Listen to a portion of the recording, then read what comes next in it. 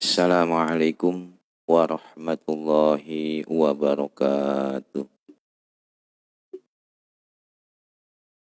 Bismillah, alhamdulillah, wassalatu wassalamu ala sayyidina wa maulana Muhammad Rasulillah wa ala alihi wa ashabihi wa man tabi'a sunnatahu wa jama'atah min yaumina haza ila yaumil ba'si wan nahdah.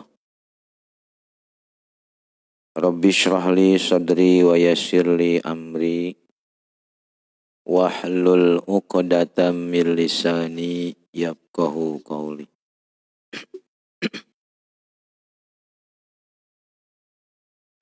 Alhamdulillah, pada malam hari ini kita bersua kembali dalam rutinitas KCR mengaji.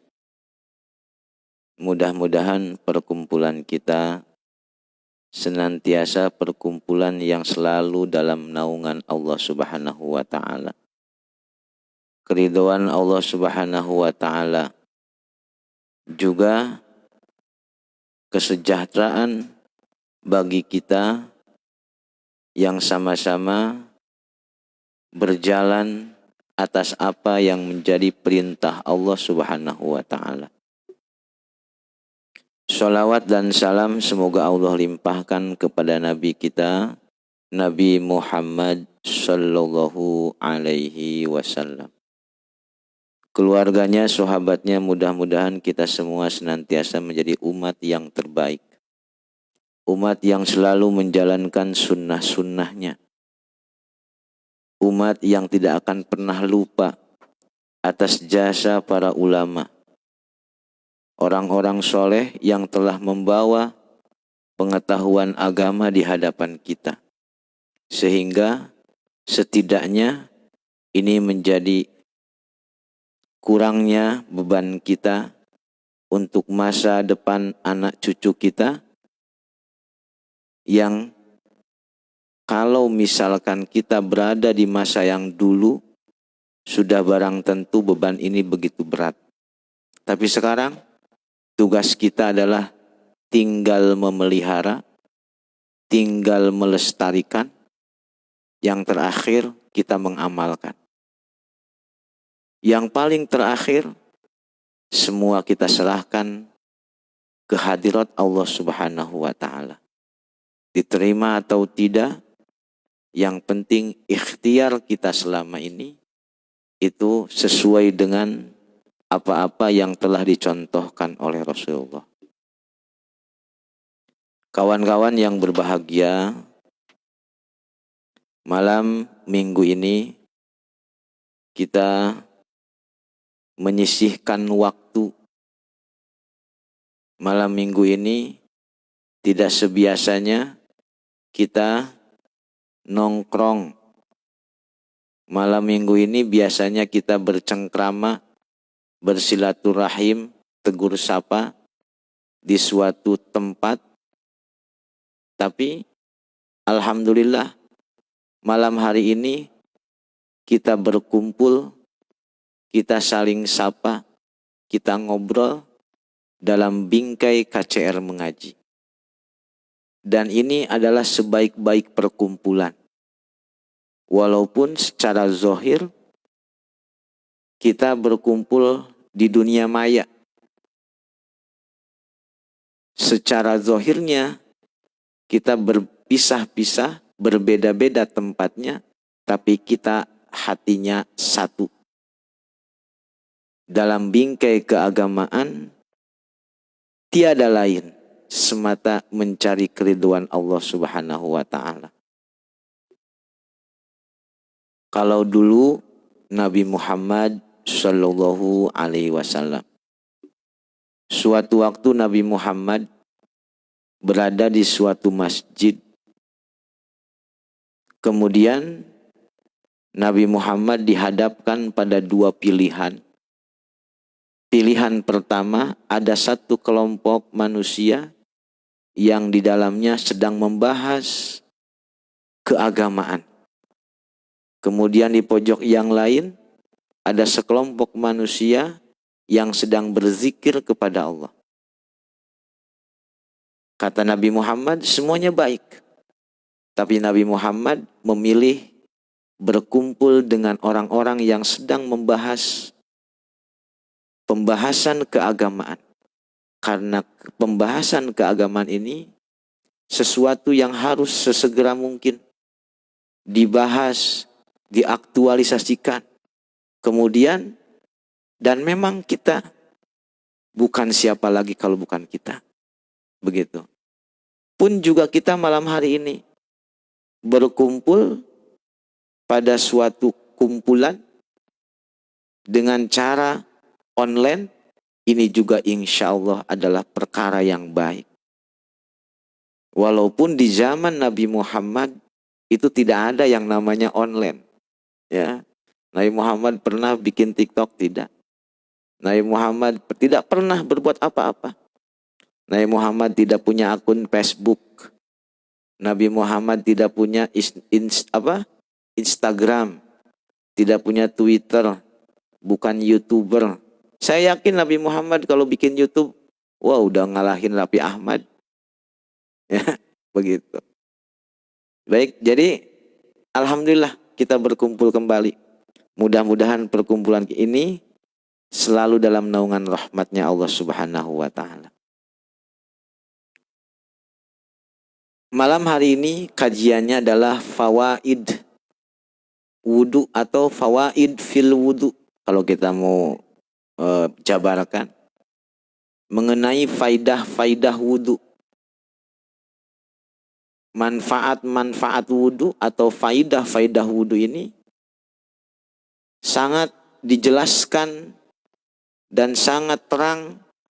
Para ulama menjelaskan mengenai wudu ini, manfaatnya, faidahnya bukan sedikit. Kalau kemarin saya sudah singgung sedikit-sedikit, sekarang kita akan bahas mengenai fawaid fil wudu. Zukiro, kita mulai saja. Zukiro annal malaikata. Ini asal muasalnya. Zukiro disebutkan. Annal malaikata. Sesungguhnya malaikat. Lamma qalat ataj'alu fiha may yufsidu fiha. Kawan-kawan bisa nanti baca di Al-Quran surah Al-Baqarah kalau tidak salah ayat 30. Ketika Allah berfirman kepada malaikat bahwa kata Allah, inni ja'ilum fil ardi khalifah. Jadi Allah itu curhat sama malaikat. Allah curhat sama malaikat mengenai ide dan tujuannya. Kata Allah gini, inni ja'ilun fil ardi khalifah. Aku sesungguhnya hendak menjadikan fil ardi di muka bumi khalifah, yaitu pemimpin. Ketika Allah mengutarakan tujuan seperti itu, kata malaikat, qalu ataj'alu fiha may yufsidu fiha wa yasfikud dima. Malaikat menyanggah pada waktu itu, apakah engkau ataj'alu fiha, apakah engkau hendak menjadikan di muka bumi itu man yufsidu fiha, orang-orang yang pekerjaannya hanya merusak, wa yasfikud dima, dan orang-orang yang sering mengalirkan darah. Jadi malaikat ini ada punya perasaan ketidakpercayaan terhadap manusia. Karena manusia ini pekerjaannya, ada sebagian manusia mayyubsidu fiha wa yasfikud dima, orang-orang yang suka berbuat kerusakan, orang-orang yang suka mengalirkan darah. Ini sanggahan malaikat, Masa yang kayak begitu mau dijadiin pemimpin? Gitu. Wa nahnu nusabbihu bihamdik. Wa nahnu nusabbihu bihamdik. Sementara kami itu nusabbihu bihamdik, mensucikan engkau dengan memuji kepada engkau. Wa nuqaddisulak, dan kami mensucikan engkau. Kata malaikat, jadi malaikat ini ada mosi tidak percaya terhadap manusia ketika hendak Allah jadikan pemimpin di muka bumi. Jadi baik kawan-kawan, jangan dendam sama malaikat, karena nanti kedepannya juga ada teguran. Jadi malaikat ini sanggahannya berat sekali. Maunya banget gitu jadi pemimpin. Gawe negan ngarusak wae. Manusia kan emang pekerjaannya merusak. Ari melaktara ngusupna unggal poe. Kan gitu. Ya. Di urang teh di sagara teh melakte tapi ngusup unggal poe. Nah, gitu. Terus deui taneuh ngadon di jarualan. Gitu. Taneuh di jarualan. Terus deui batu di jarualan. Pantes aina longsor. Aina banjir bandang, longsor semua terjadi. Tersebab karena ulah manusia. Tangan-tangan manusia. Semua kerusakan di daratan, di lautan, semua itu adalah ulah tangan-tangan manusia. Makanya kata Al-Quran disebutkan, Zoharul fasadu fil barri wal bahri bima kasabat aidinnas. Zoharo telah nampak al-fasadu, kerusakan, fil barri wal bahri, di dalam daratan dan lautan, bima kasabat aidinnas, tersebab apa-apa yang dilakukan oleh manusia, tangan-tangan manusia. Bahasanya bima kasabat aidinnas. Bima kasabat, tersebab apa yang telah dilakukan aidinnas, tangan-tangan manusia. Karena tangan manusia ini jahat sebenarnya. Kalau apapun makanan, kalau sudah terkena tangan manusia, sudah tereh asem. Gitu. Geus asem wae isukan teh. Tereh. Awewe ge sarua. Lamun sekarang pak kulengan manusia, geus tereh asem. Jadi tangan manusia itu punya magic. Jadi kata malaikat gini, masa orang yang suka bikin kerusakan, hawangan, ngadon di naon, disetrum di ala laukna, kapan eta ngarusak ekosistem. Jadi akhirnya lautan daratan itu rusak oleh tangan-tangan manusia. Dan ini malaikat sudah tahu. Malaikat tahu bagaimana kelakuan-kelakuan manusia di alam dunia. Kan loba nangka teu melak ngala unggal waktu. Cau nangka lebeak pan di leuweung. Sahang teu melak ari meuyeum unggal waktu. Di sawah batur, dina balong batur pan diaralaan sahang teh. Nah, iya. Manusia itu emang, tapi kita ini sadar dengan keberadaan kita. Sesungguhnya manusia seperti kita sadar dengan kekurangannya. Sadar dengan semua perilaku kita. Tapi Allah masih memberikan kesempatan kepada kita untuk menjadi khalifah fil ardi. Minimal menjadi pemimpin untuk diri kita sendiri. Minimal menjadi pemimpin untuk anak kita, untuk istri kita dan keluarga kita. Kalau misalkan kita tidak mampu untuk menjadi pemimpin skala makro. Minimal skala mikro, keluarga terkecil kita. Kita harus menjadi pemimpin. Dan pemimpin harus memberikan cara dan memberikan ciri bagaimana pemimpin yang baik. Ciri adalah manusia sebagai pemimpin adalah manusia yang menjadi panutan, minimal seperti itu. Panutan untuk orang lain, panutan untuk anak kita, panutan untuk istri kita, semua keluarga kita itu menjadi apa? Sumbernya adalah kita. Jadi Allah Subhanahu wa taala masih memberikan kepercayaan yang besar kepada kita. Jangan sampai kepercayaan ini kita sia-siakan. Adapun ketika malaikat bilang, ataj'alu fiha may yufsidu fiha, apakah engkau akan menjadikan orang-orang perusak, orang-orang yang suka mengalirkan darah, hayam dipencit, entog dipencit, kambing dipencit, kemudian sapi dipencit, sampai nu haram ge pan dipencit. ke orang-orang yang nggak tahu. Semuanya adalah manusia. Ya. Secara zahir adalah merusak, tapi memang ada yang sengaja diciptakan untuk kehidupan manusia. Begitu. Apa jawab Allah ketika komentar malaikat begitu pedas? Ini kalau kata guru saya bilang, malaikat itu ada malaikat yang awam, ada malaikat yang berpendidikan. Gitu. Siapa malaikat di sini yang bilang seperti itu? Kok tega-teganya bilang sama Allah, menyanggah keinginan Allah, menyanggah tujuan Allah, sampai bilang, wahnya nuk itu jadi pemimpin. Ini malaikat siapa? Ternyata malaikat di sini adalah malaikat-malaikat yang awam. Artinya malaikat yang umum, bukan malaikat-malaikat petingginya.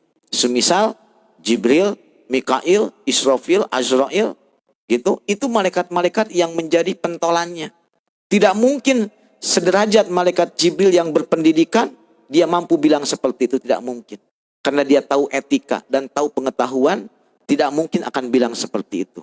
Malaikat yang selalu membawa wahyu untuk Nabi Muhammad, membawa pengetahuan untuk Nabi Muhammad, yang berpendidikan seperti itu tidak mungkin akan bilang seperti itu.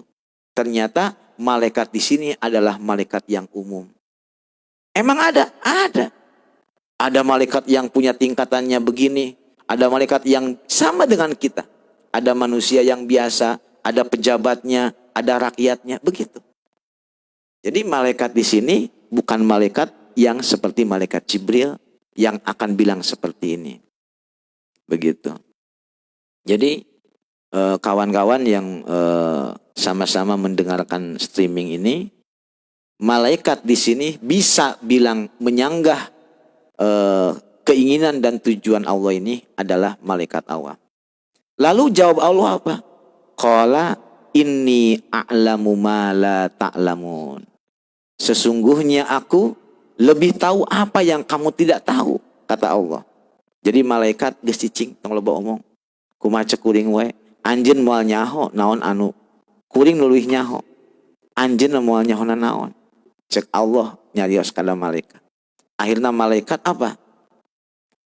Ghadaballahu alaihim. Saparantosna setelahnya malaikat bilang menyanggah kepada Allah, ataj'alu fiha may yufsidu fiha wa yusfikud dima.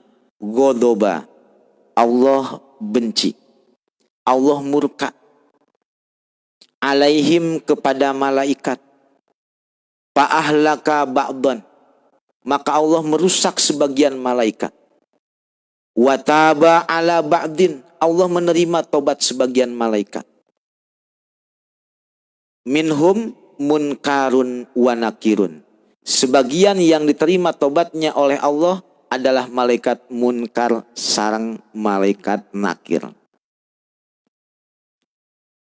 Lanjut, wa amarahum bil wudu. Allah memerintahkan kepada malaikat yang diterima tobatnya adalah malaikat-malaikat yang tadi Allah kasih murka itu.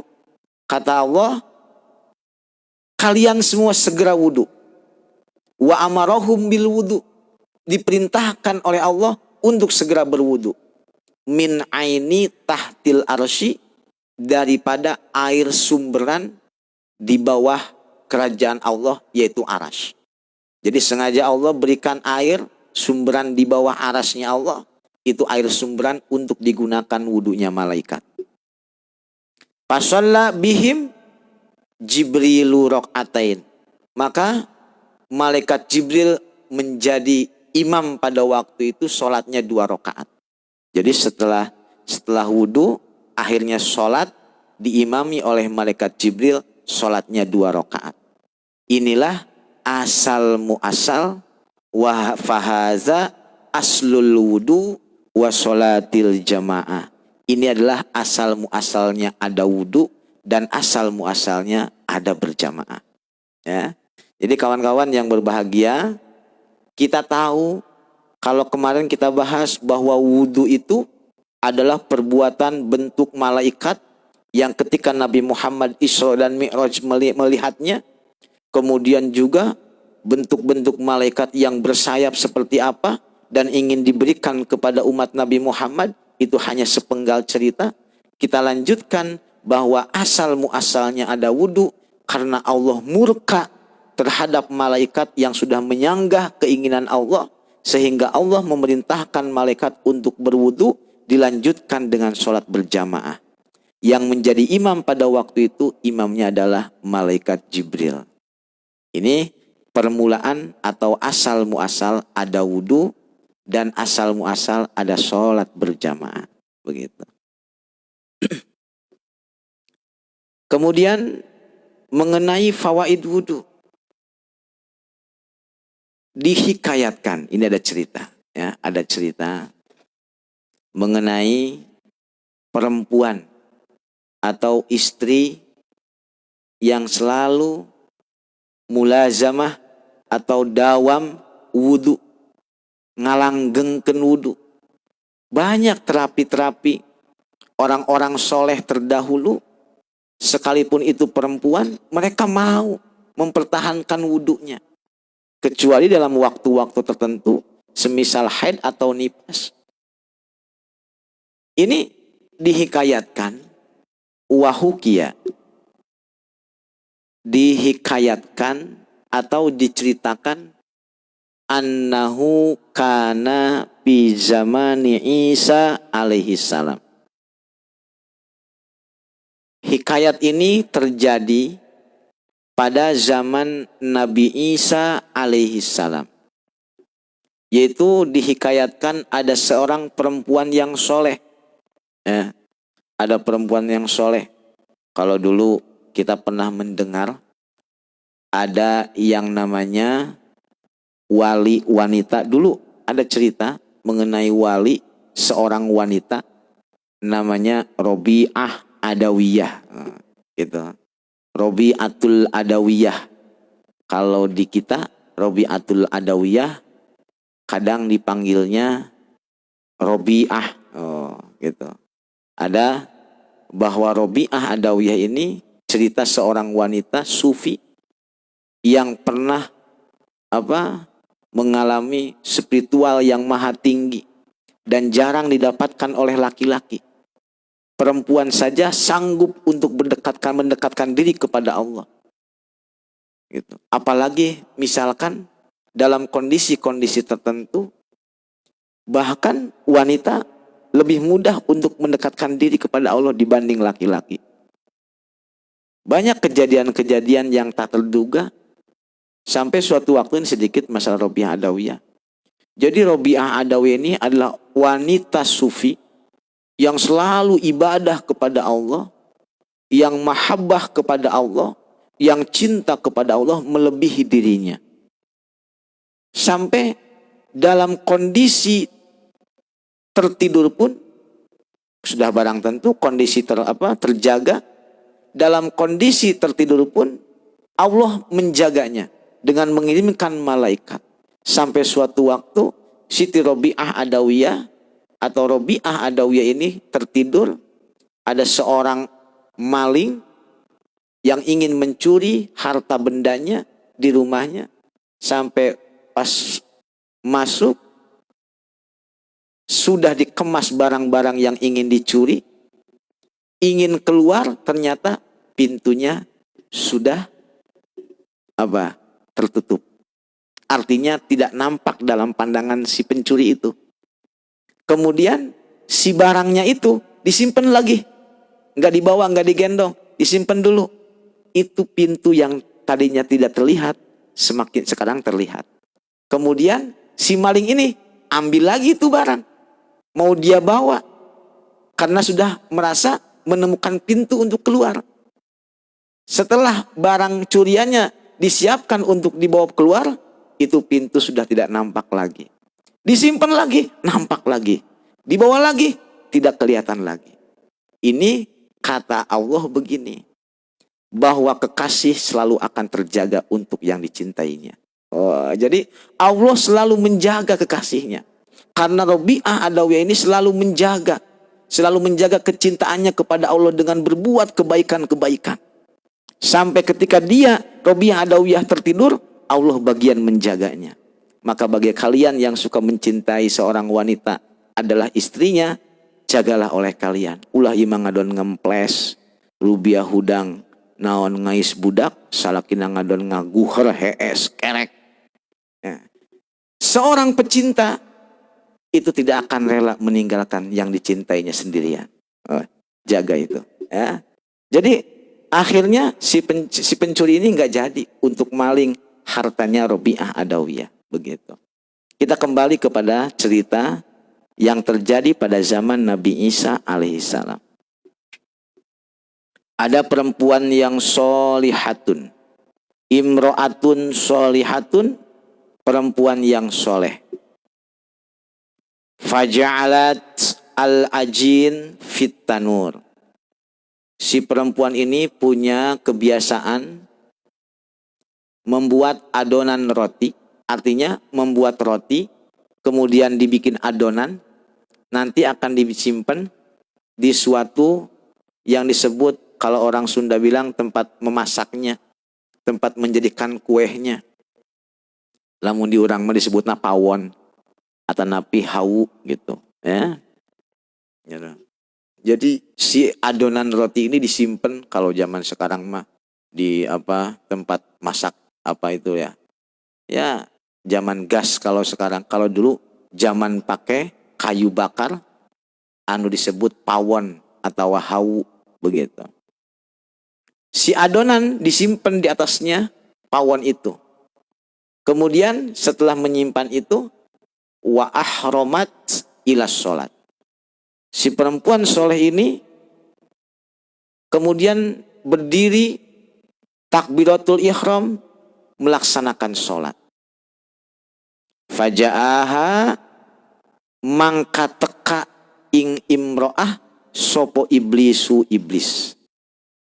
Fi surati imro'atin, menyerupai bentuk wanita. Ini yang namanya iblis karena bisa berbentuk-bentuk. Si perempuan pembuat roti itu menyimpan adonannya di atas tungkunya gitu. Kemudian ada iblis yang berbentuk menyerupai wanita. Dia bilang apa? Ihtarokol ajin. Oh, itu tutung, senang gitu. Adonan tutung, senang gitu. Jadi iblis kayaknya nyahun tutung gitu. Ihtarokol ajin. Tutung itu, senang gitu. Adonan tutung. Tapi perempuan itu falam taltafit ilaihi. Perempuan itu tidak menoleh kepada apa yang dikatakan oleh iblis itu. Kemudian si iblis cobaan pertama untuk mencoba wanita solehah ini menggoda ketika ibadah kepada Allah, kan beda jeung urang. Urang mah lamun misalkan ke salat, ujug-ujug aya nu ngomong, "Itu tutung," langsung ngabret meureun ninggalkeun salat. Atau misalkan itu popoyan hujan, langsung ngabret. Tapi ini wanita, ketika ada iblis yang menyerupai wanita, yang berbentuk wanita, dia bilang sama perempuan itu tutung, misalkan. Mbak rotine tutung, misalkan gitu, ya, gitu, loncek jawana ya, gitu. Si wanita nggak menoleh, dia tahu ini adalah kerjaan iblis, karena iblis kerjaannya menggoda sholat kita. Kemudian menggoda lagi yang kedua, si iblis ini menggoda yang kedua, fa'akhaza waladaha wa ja'alahu fitanur. Si iblis ngambil anaknya. Anak-anaknya si wanita itu dicandak, alit keneh, disimpen dina tungku. Emang pantas laknat getar iblis. Teeling aja mah disimpen na tungku. Pan ruhai meureun ti handap ke panas. Tapi anehna ieu budak cicing wae. Ieu budak alit anu disimpen ku iblis dina luhureun tungku eta teh cicing wae. Bahkan naon? Geus nyarios deui ka jalmi perempuan eta anu salat, kata iblis yang menyerupai wanita itu. Kata iblis itu anak ente gini. Anak ente main di tungku. Palam taltafit, si wanita yang sedang salat tidak menoleh lagi. Tidak menoleh lagi.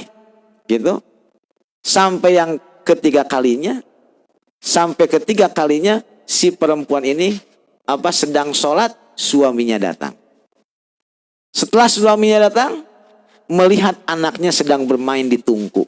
Sementara apinya sudah membesar, si laki-laki ini sadar. Anaknya main di tungku tapi tidak pernah terbakar. Dia hanya sedang bermain dengan bara api. Bara api itu tidak terkena sakit apa-apa. Sampai akhirnya suaminya bilang sama Nabi Isa. Kata suaminya gini. Sa kadieu aing hayang ngobrol jeung maneh cenah gitu. Gitu. Itu istri orang ngelmu naonnya cenah gitu. Anak orang teh padahal mah anak saya itu loh. Anak saya kemarin main bara api tapi tangannya nggak kenapa-kenapa itu. Padahal sunu menggebur cenah gitu. Menggebur. Sununa gede pisan cenah gitu. Kata Nabi Isa, gini aja. Undang saya ke rumah ya. Undang saya ke rumah, saya pengen tahu. Saya pengen ketemu sama istri ente. Kayak gimana sih keadaan di sana itu? Kata Nabi Isa. Ya oke lah kalau begitu cenah gitu. Akhirnya diundanglah. Diajak ke rumahnya Nabi Isa. Pas ketika nyampe rumah Nabi Isa, ke rumahnya perempuan itu, Nabi Isa bilang begini. Aya naon ieu teh? Asanya bara reda. Kok beda banget ini perempuan katanya. Kok kayak punya keistimewaan.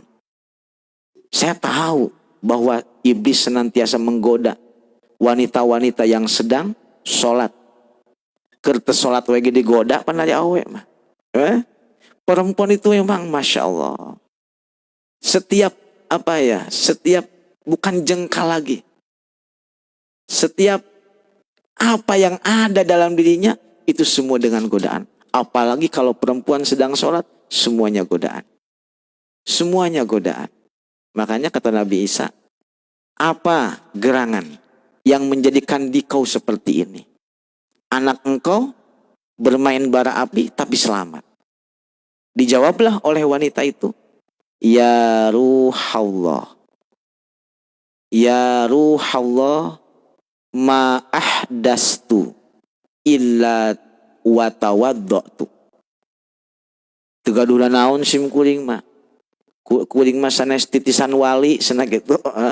Kuring mah sanes titisan Siliwangi, sanes titisan Pajajaran, cenah si kuring mah cenah gitu. Gan kuring mah kieu. Saya ini loh, kalau misalkan berhadas, tidaklah aku berhadas kecuali aku akan berwudu. Artinya ini perempuan punya kebiasaan dawam wudu. Ngalanggengkeun wudu. Setelah hadas misalkan kentut, dia segera wudu. Kemudian juga apa yang dianggap membatalkan wudu, dia akan segera wudu. Pokoknya kalau dia berhadas, aku segera wudu. Wala tolaba ahadun minni hajatan illa qadaitaha. Dan tidaklah ada seseorang yang datang kepadaku kemudian minta apa-apa kepadaku kecuali aku akan memberinya. Artinya semua keinginan dia, semua keinginan orang yang datang kepada dia, Allah kasih semuanya. Ini adalah faidah atau beberapa faidah di dalam masalah wudu. Ini perempuan yang dawamul wudu atau laki-laki yang dawamul wudu, melanggengkan kepada wudu, insya Allah apa yang akan terjadi Allah jaga. Sampai anaknya pun main bara api itu tidak terkena apa-apa. Tapi pepejeh ulah dicobaan. Oh, mentang-mentang geus ngaji. Ini kitabnya kitab Majalisus Saniyah ya. Kitab Majalis ini syarahnya hadis arba'in. Itu Majalisus Saniyah ini syarahnya hadis arba'in. Boleh nanti dibuka halaman 65. Walaupun memang sudah ngaji kitab ini dan tahu bagaimana faidahnya wudu, kita senantiasa melazimkan wudu, terus anaknya coba deh, dek naik itu tuh, kompor gas misalkan, dari nama jarang kau gitu ya kan, ya nama jarang pawon gitu, sok naik karena gas, ada beda tingkatan. Orang melamun misalkan anak orang nih pakai ulin di haluhurun hawu, buah-buah kabelem, beda tingkatan dan beda caranya. Kedekatan kita kepada Allah baru. Ini seorang wanita yang sudah bertahun-tahun melazimkan wudhu. Orang mah karek saminggu saya nyobaan belum panas apa henteu di belum teh. Kah ada kos gitu. Tong boro-boro nu kitu pan rokok ge ari kana tangan teh mani panas na masyaallah. Ya. Makanya tidaklah mengapa, ini hanya cerita tapi ada hikmah di belakang semua itu bagi orang entah wanita atau lelaki yang senantiasa melazimkan wudu, itu Allah akan memberikan apa yang dia minta. Entah itu urusan dunia atau urusan akhirat. Apalagi kalau kita sama-sama tahu bahwa semua ibadah kepada Allah ini tidak pernah lepas dengan apa yang disebut bersuci. Dan dari sebagian bersuci adalah wudu. Contoh, misalkan kita kalau mau sholat harus bersuci, kan begitu, dengan cara berwudu, begitu, ya kan? Apapun itu, kalau misalkan ibadah-ibadah yang lainnya, semuanya harus melewati yang disebut berwudu. Berwudu inilah yang menjadi at-tahuru syatrul iman, bahwa bersuci ini adalah separuh keimanan kita. Kalau kita misalkan melihat lagi cerita, banyak ulama-ulama di Indonesia pun banyak yang mempunyai trik dalam kehidupan ini melazimkan wudu. Dan orang yang melazimkan wudu insya Allah akan segera merasakan. Ya, jadi kita nggak usah modal yang banyak, cukup insya Allah melazimkan wudu. Ya, jadi banyak cerita-cerita mengenai orang-orang ulama-ulama baik laki-laki maupun perempuan yang selalu menjaga atau memelihara wudunya daripada misalkan setelah mengalami batal atau ada hadas yang tadinya kita punya wudu karena berhadas menjadi batallah wudu itu. Kawan-kawan yang berbahagia yang sama-sama hadir, kita malam minggu ini malam yang panjang, orang bilang begitu ya. Malam yang panjang, kalian yang pernah muda mungkin pernah merasakan sensasi malam minggu. Tapi sensasi kita malam hari ini berbeda dengan sebelumnya. Karena sensasi malam minggu ini, kita sengaja membaca kitab, kita penuhi dengan keberkahan, kita penuhi dengan rahmat Allah. Ya, ini adalah kebaikan-kebaikan yang pernah dilaksanakan oleh para ulama, para wali, orang-orang soleh begitu. Ya. Makanya kalau sahabat Umar bin Khattab ini adalah sebagian daripada sahabat yang disebut Khulafaur Rasyidin. Ya. Khulafaur Rasyidin ini dari yang ketiga. Ya. Yang pertama adalah Abu Bakar Siddiq. Yang kedua, berarti yang kedua bukan ketiga. Yang kedua Umar bin Khattab, yang ketiga Utsman bin Affan, yang keempat Ali bin Abi Thalib. Jadi Umar ini yang kedua setelah Abu Bakar. Ada sebuah cerita mengenai Umar bin Khattab. Karena Umar bin Khattab ini paling kekeh. Umar bin Khattab ini bahkan dulu sangat paling nyerang. Lamun ningali jalmi Islam teh asa ningali naon lah gitu. Asa misalkan singa anu nungguan mangsana. Ketika mangsa datang sudah tidak akan dibiarkan lagi. Dulu Umar bin Khattab ya seperti itu.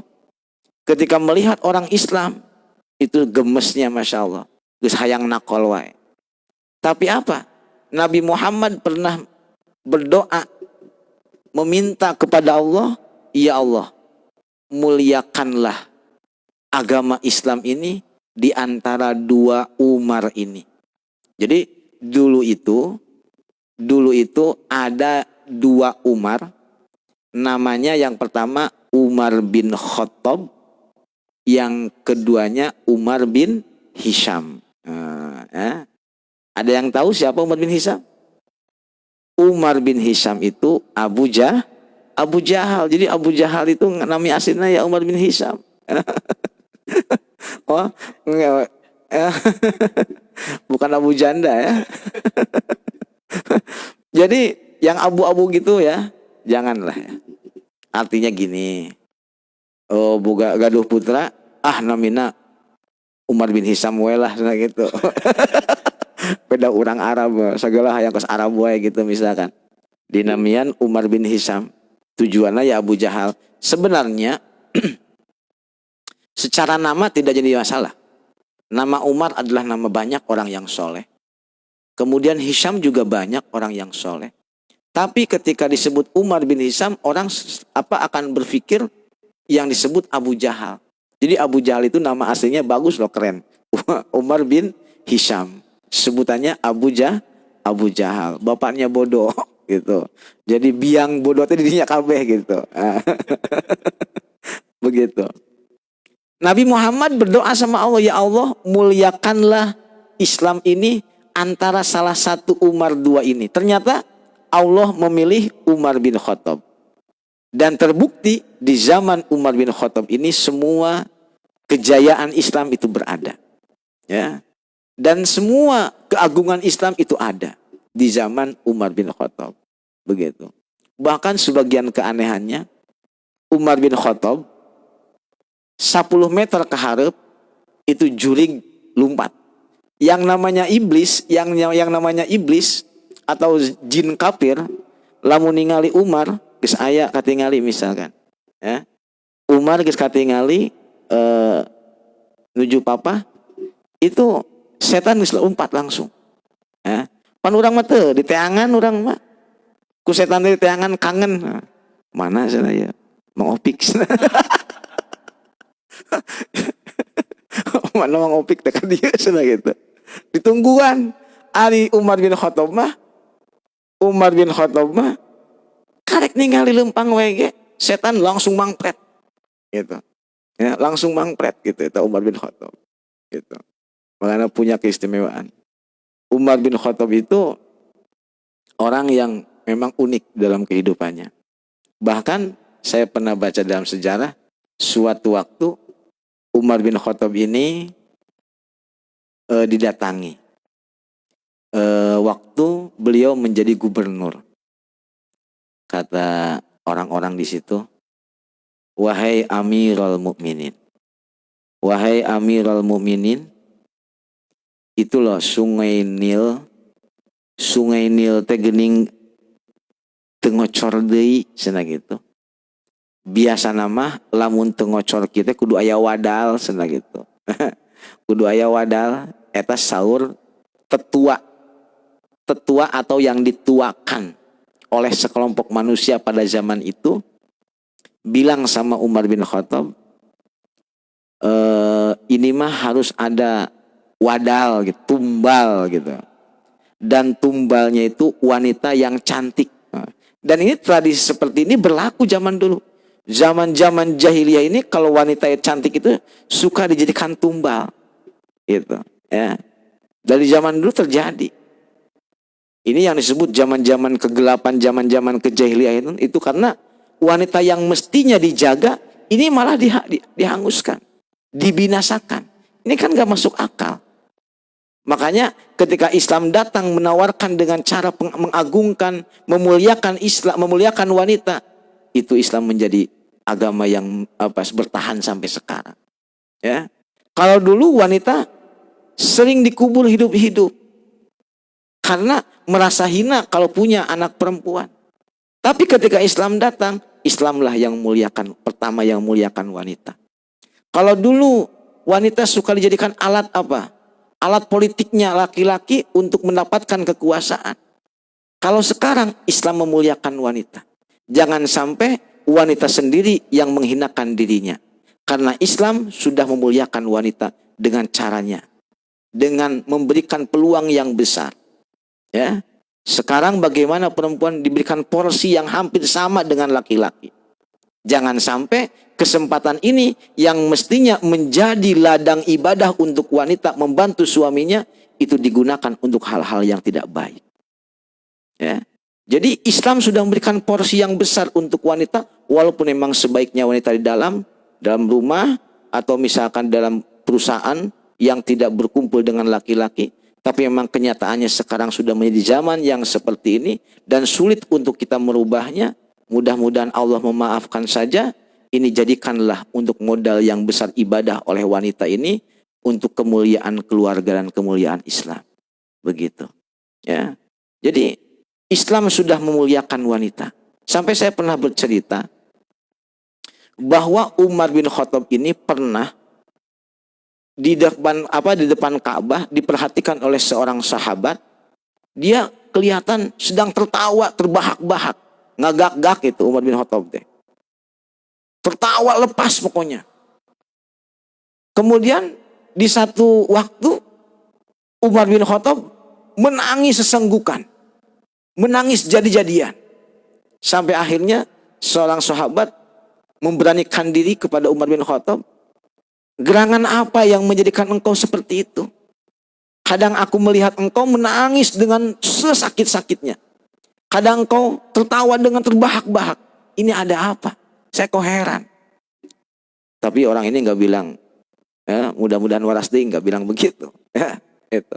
Sampai Umar bin Khattab akhirnya begini. Saya akan cerita sama kamu. Kata Umar bin Khattab. Dulu saya waktu sebelum masuk Islam, dulu saya waktu masih berada di zaman jahiliyah, saya pernah mengubur anak wanita saya dalam keadaan hidup di usia 9 tahun. Jadi anak perempuan yang masih hidup, bagaimana kita bisa melihat meronta-ronta, dikubur hidup-hidup oleh Umar bin Khattab di zaman jahiliyah. Makanya Umar menangis dengan sejadi-jadinya. Karena dia belum menemukan cahaya dalam hatinya, cahaya dalam pikirannya, sehingga kegelapanlah yang menutupi akal pikirannya. Wanita yang mestinya anak perempuan yang disayang dan lebih disayang daripada anak laki-laki, ini dikubur hidup-hidup. Makanya Umar bin Khattab pernah menangis, nangis-nangisnya. Kemudian juga Umar bin Khattab menjelaskan, saya kalaupun misalkan saya tertawa terbahak-bahak, ngegakak teangges-angges misalkan, kata Umar bin Khattab begini, saya dulu itu, karena ibadah haji ini ibadah yang paling tertua. Ya. Di zaman dari mulai dari Adam juga sudah ada, gitu loh. Walaupun memang di zaman Nabi Ibrahim sudah mulai sampai sekarang, begitu. Sebenarnya itu ibadah haji ibadah yang paling tertua. Dan apa yang misalkan kalau orang pulang dari ibadah haji, kita suka bawa oleh-oleh, karena memang dari dulu suka ada souvenir-souvenirnya. Souvenir begitu sudah ada dari dulu. Kalau dulu mah souvenirnya itu berbentuk berhala. Kalau dulu zaman-zaman jahiliyah. Jadi kalau orang-orang yang pulang dari ibadah haji dikasihnya berhala, gitu loh. Entah Lata atau Uzza atau Manat misalnya. Begitu. Sama mungkin kalau kita juga setelah tur dari misalkan dari Borobudur atau dari mana suka membawa souvenir. Kata Umar bin Khattab begini. Saya dulu setelah melaksanakan ibadah haji, saya membawa perbekalan, karena kalau zaman sekarang biasanya menggunakan kapal terbang atau sebelumnya kapal laut. Kalau orang Arab melewati gurun pasir yang sudah barang tentu terik panas matahari tidak bisa dielakkan lagi. Sudah tidak ada lagi tempat berteduh, sehingga panas itu benar-benar morelet. Orang Sunda bilang begitu, panas morelet gitu. Sampai akhirnya berjalanlah ketika pulang ibadah haji, Umar bin Khattab itu apa? Mengeluarkan makanannya, kurmanya. Lalu setelah itu dia mencari ranting, ternyata dia menemukan ranting, karena dia merasa bahwa setelah ibadah haji ini saya harus ibadah kepada Tuhan saya. Ini di zaman Umar bin Khattab sebelum masuk Islam loh. Lalu akhirnya Umar bin Khattab duduk sejenak, mengeluarkan kurmanya, dan dibentuklah Tuhan itu melalui ranting. Jadi di ranting itu diasup-asupan kurma, dibentuk. Ya panona, ya irungna, ya cepilna, sadayana, sampai berbentuk berhala. Setelah kurma itu berbentuk menjadi berhala atau Tuhannya, dia beribadah kepada Tuhan itu. Setelah selesai ibadah, Tuhannya dimakan. Diambilin tuh kurma dimakan. Diambilin korma dimakan. Kata Umar ngagakakna kieu. Iya Tuhan geus teuing harga dirina. Monya Tuhan dahar ku aing cenah. Tuhannya dimakan sama Umar bin Khattab. Inilah asal muasal bahwa Umar bin Khattab ngagak-gak sedih teh. Di mana kekuatan Tuhan? Di mana keagungan Tuhan yang bisa dimakan sama makhluknya? Gak ada. Ini Tuhan gak punya harga diri. Jangan sampai dibilang apa Umar gak ada akhlak loh ya. Gitu. Tapi inilah apa potret bahwa zaman dulu itu benar-benar kegelapan, kebodohan terjadi pada zaman itu dan jangan sampai terjadi pada zaman sekarang.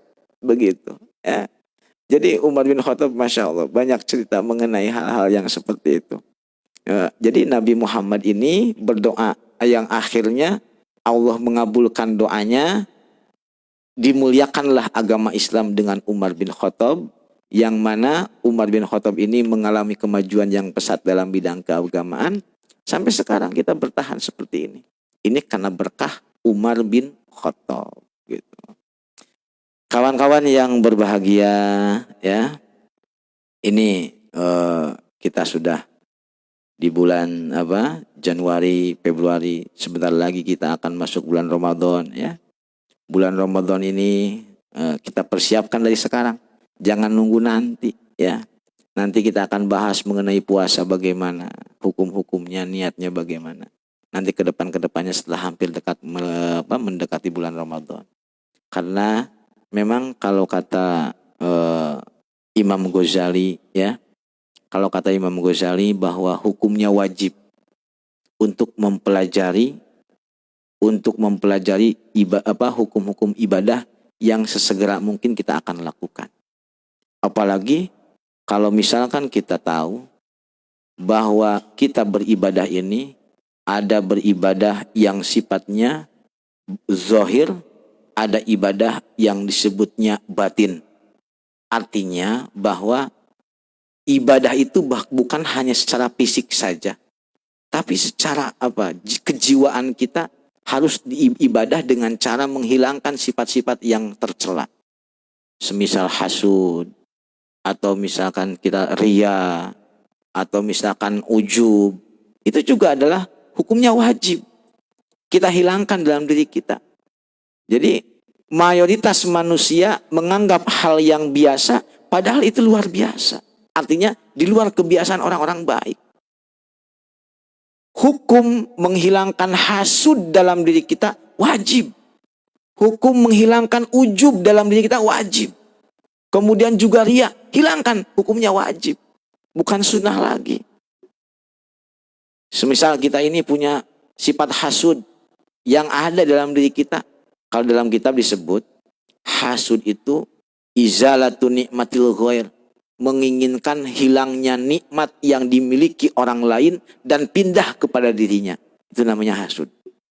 Jadi kalau dalam kitab Sulam Topik disebutkan, hasud itu menginginkan hilangnya nikmat yang dimiliki orang lain dan harus pindah kepada dirinya. Itu atau tidak pindah kepada dirinya, hanya menginginkan hilang nikmat itu. Babaturan misalkan boga anu, boga mobil, boga motor, boga kareta, boga kapal terbang misalkan. Ya, urang teh hasud hayang leungit eta nikmat teh. Atau baturan boga rupiahna 2 hayang bikin hiji ka urang. Ulah. Gitu. Itu namanya hasud. Menginginkan hilangnya nikmat orang lain untuk berpindah kepada dirinya atau tidak pindah. Itu namanya hasud. Makanya ada dalam, kita harus berlindung daripada hasud itu. Kemudian juga ujub. Wajib kita hilangkan. Kalau dalam kitab Islam Taufik, ujub itu merasa aneh dengan dirinya. Itu namanya ujub. Semisal gini. Dia bilang sama kawannya begini. Hey, tadi malam gue misalkan abdi senang gitu. Kita sholat Masya Allah. Ayah buat 2000 rakaat mah. Dia tahu wiridan teh tasbih teh murudul. Ulal hari beranhat tasbih teh senang gitu. Eta ujub karena. Jadi menganggap aneh dirinya karena sudah berbuat kebaikan. Jadi orang teh tadi puting sholat buka kumaha eta. Quran tamat saputing. Oh misalkan. Sholatna Masya Allah.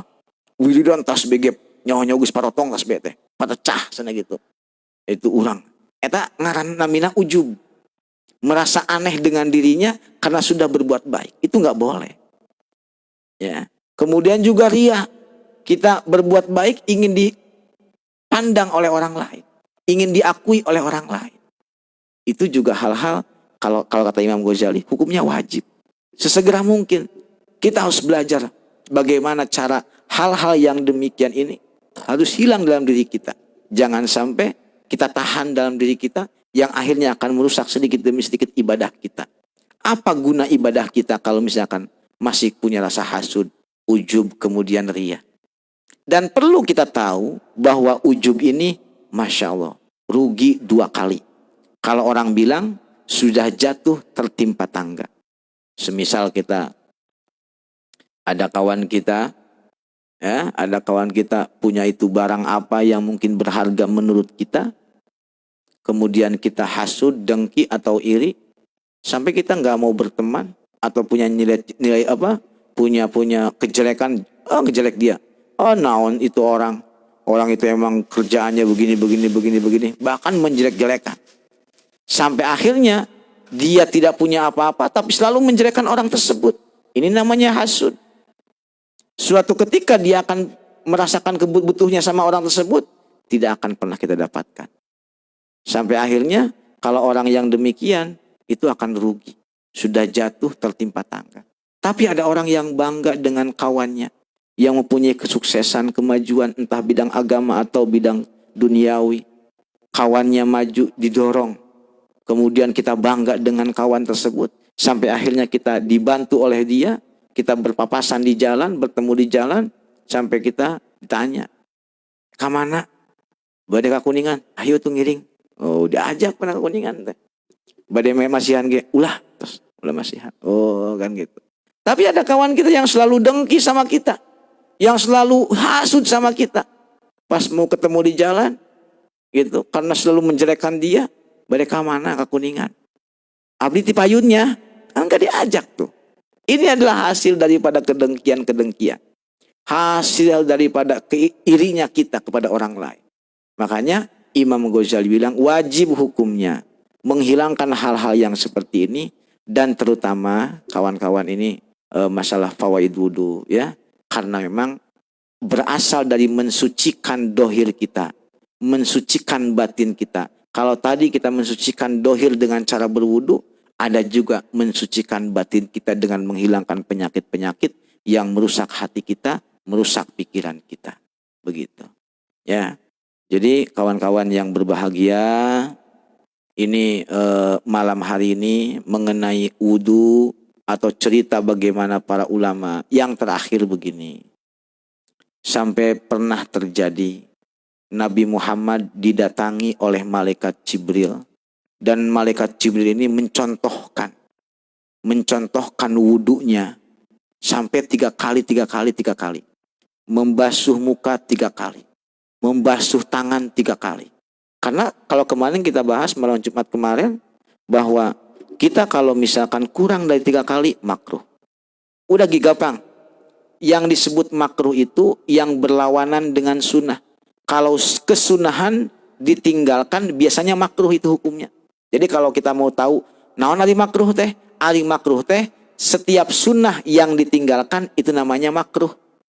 Begitu ya. Kayak misalkan tadi kita sunnah kalau membasuh wajah 3 kali ketika wudhu. Kemudian kita tinggalkan itu menjadi makruh lah.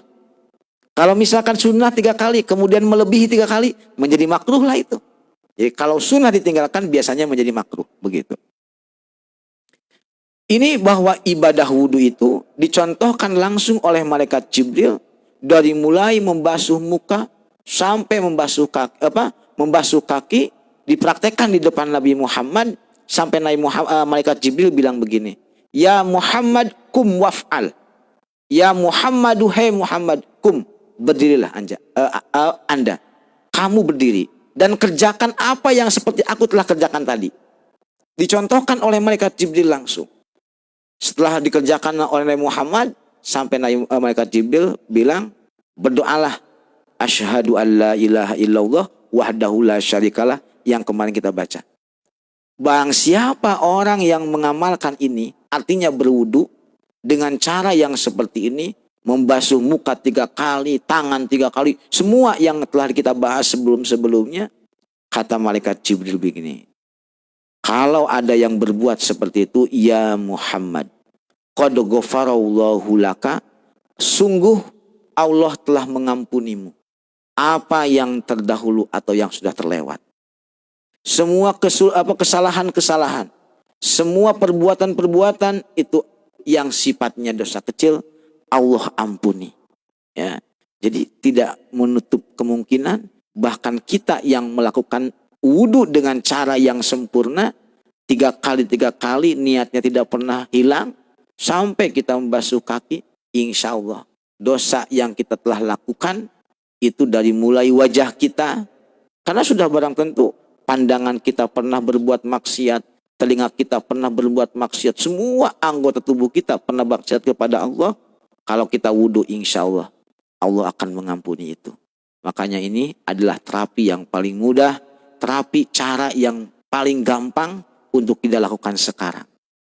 Jangan menunggu nanti, lakukan dari sekarang. Kita akan sholat isya nanti, segeralah ya, kita berwudu dengan cara yang sempurna, apa yang telah dicontohkan oleh malaikat Jibril, kemudian dicontohkan oleh Nabi Muhammad, dan sampai sekarang kita lakukan itu. Insya Allah wudu kita ini akan membawa dampak positif baik dalam dunia kita dan akhirat kita. Kawan-kawan yang berbahagia, barangkali itu saja pertemuan malam hari ini. Nanti insya Allah kita bertemu dengan cara yang agak lama lagi. Sebenarnya saya kangen lihat kalian, walaupun hanya lihat handphone saya. Saya kangen kalian, gitu. Mudah-mudahan kita nanti pertemukan dan kita akan lebih hangat lagi untuk mempelajari ini. Saya tutup, billahi taufiq wal hidayah. Wassalamualaikum warahmatullahi wabarakatuh.